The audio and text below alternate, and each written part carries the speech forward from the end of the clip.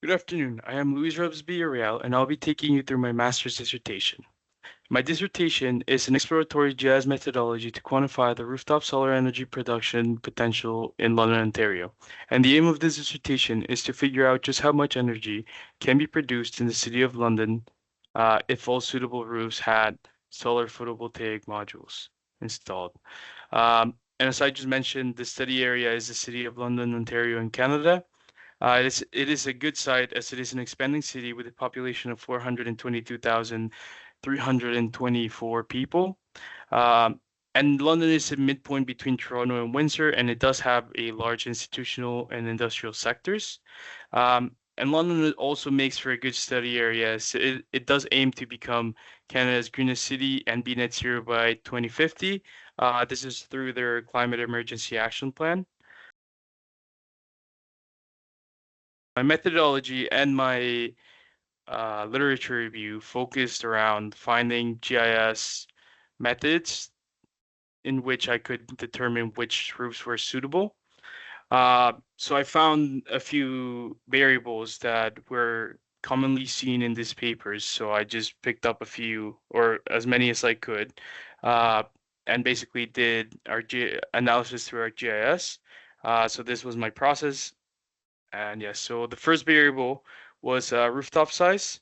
So a lot of the research has shown that an average household requires a minimum of 6 solar PV modules.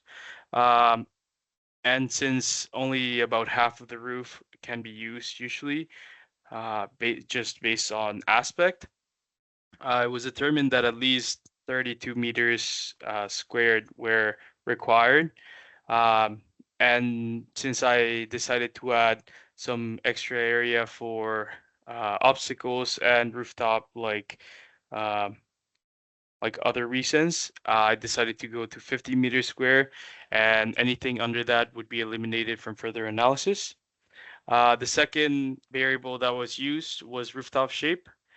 Now, this one was researched, and it was shown that depending on the roof shape, uh, the solar potential will vary and the ease of installation in each roof.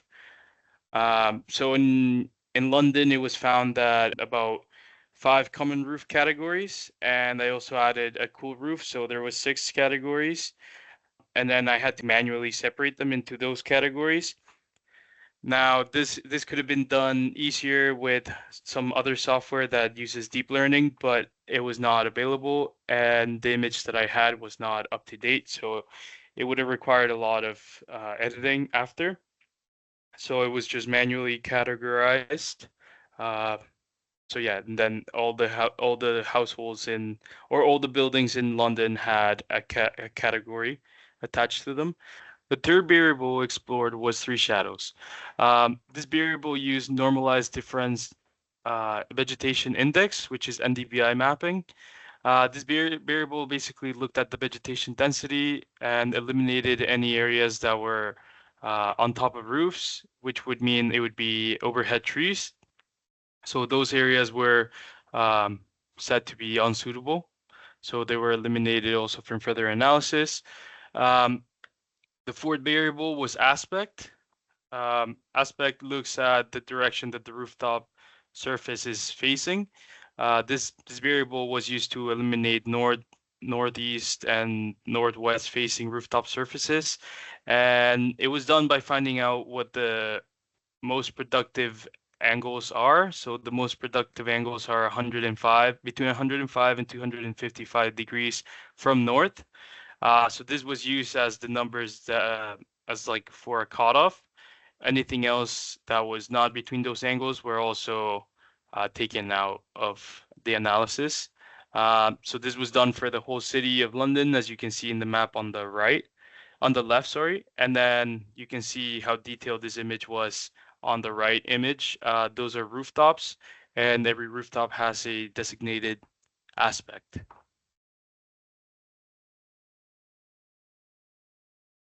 The fifth variable explored was rooftop obstacles, and it was found in a lot of papers that the best method to remove these obstacles um, was deep learning. So for this project, this step was used to remove any large AC units, rooftop pipes, and windows. This was by providing samples. You can see on the image on the left. Um, those are the samples that had to be taken to teach ArcGIS how to recognize those samples in an aerial image. And this image required about 500 samples to be produced to make an accurate classified image. So that image can be seen on the right. So this is a close-up, and this image basically classified all of those areas into unsuitable areas as they were covered by an obstacle. The sixth variable that was looked at was shadows coming from surrounding areas. So to do this, a shadow study had to be done to quantify the hours in which solar PVs could be covered by shadows from the surrounding buildings and trees. So this study measured the shadow coverage during 3 quintiles between sunrise and sunset. So this was done because the sunset and sunrise of each day varies throughout the year. So to make a meaningful result, um, I used every first day of each month in the quintiles, which was, as you can see in the September, it was at 10 a.m., um, which was the first quintile. So this was between sunset and sunrise. The second quintile was the solar noon, which was the middle of the day in which the sun was at the middle. And then the third quintile, which is the 75% to sunset, was 4:45 p.m. So this was used to produce an average shadow coverage time in which the solar PVs would not produce much energy. So that was made for a calculation. The last variable that was studied was rooftop tilt, and it was used for the final calculations to create the power production potential estimate. This process looked at the slope of the roofs in London to determine the tilt of the PV modules. This step was done because Natural Resources Canada found that the tilt of the solar modules will dictate the mean solar insolation value, and this is a value that is needed for the calculation. So this basically looked at 5 different tilts that Resources Canada has done analysis on. So it just basically says, okay, how much it could be produced in that time based on those tilts. So this was part of the calculation. Through these calculations, it was found that the City of London could produce 4,419,225 megawatt hours of solar energy, which could completely cover the 3,254,000 megawatt hour demand that the city currently has. Additionally, it was also found that July was the most productive month. Um, the 0 to 27 degrees was also the most productive angle. However, the data was heavily skewed towards it as it was the most common angle. It was also found that the most productive roof types were crossing corner, and the most productive land use was residential, followed by commercial and industrial areas. However, residential did cover 91%. Now, based on the studied variables, there was a table produced just like this one. This is just a sample of it. And that is the estimates per roof tilt per month. So this is the kind of data that was produced to determine the potential. Now, there were some limitations to this study that included base data availability. This was mostly around aerial imagery, as it was usually outdated or not available. There's also software availability limitations. Some deep learning softwares were not available. And then also the dissertation timeline was a further limitation.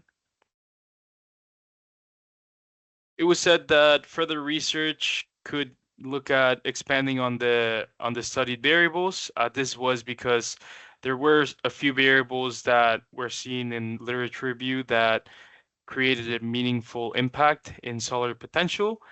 There was just no time for this, like during this dissertation timeline, that I could add those variables. Furthermore, it was found that the automation of this methodology could be used to run this process simply by inputting an address, and this could be used as a tool to provide reassurance to owners considering the installation of solar PV modules. This concludes my presentation. Thank you for listening.